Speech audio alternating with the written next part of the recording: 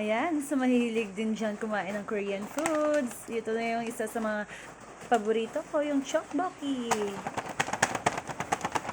And then, lalagyan natin yan ng cheese.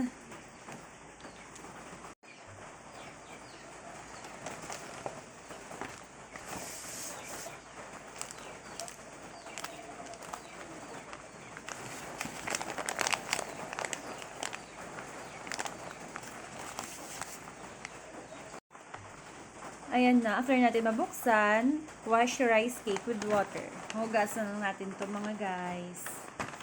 Ayan. Ayan, malinis yung kamay ko ha. Naghugas ako ng kamay. So, ayan. Hugasan lang muna natin.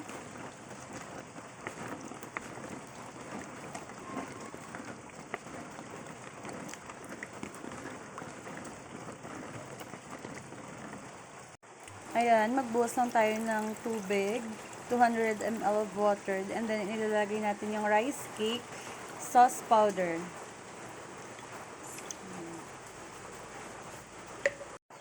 Okay, let's put them together, the rice cake, and then the sauce. Sige.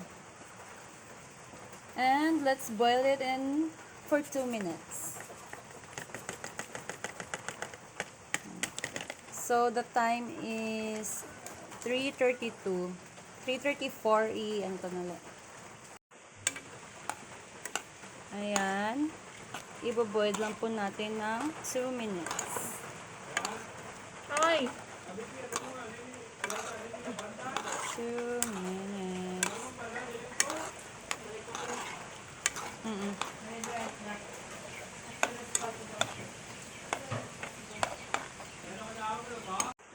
So, as soon as boiling, guys, you need to turn down a little ang heat, then cook for 2 minutes and 30 seconds more. Ayan. So, stir them well natin para hindi ma-burn. Ma-burn!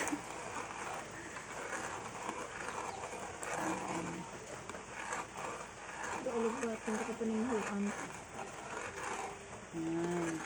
Para hindi siya masunog, guys. Stir them well. So, ayan guys, sa mga nagtatanong kung saan ko nga pala nabili yung tteokbokki na to ay nasa Landers lang po to. Ayan. Bacolod Landers. And then, nakita ko nga pala to guys sa mga vlogger, nilalagyan nila ng cheese. Kaya, i-try din natin na may cheese. Since, favorite namin yung mga food na merong mga cheese. So, ayan. So, ipapamelt muna natin siya bago kunin. At ayan na guys! Luto na yung ating tteokbokki! So, let's eat! Itidakimasu!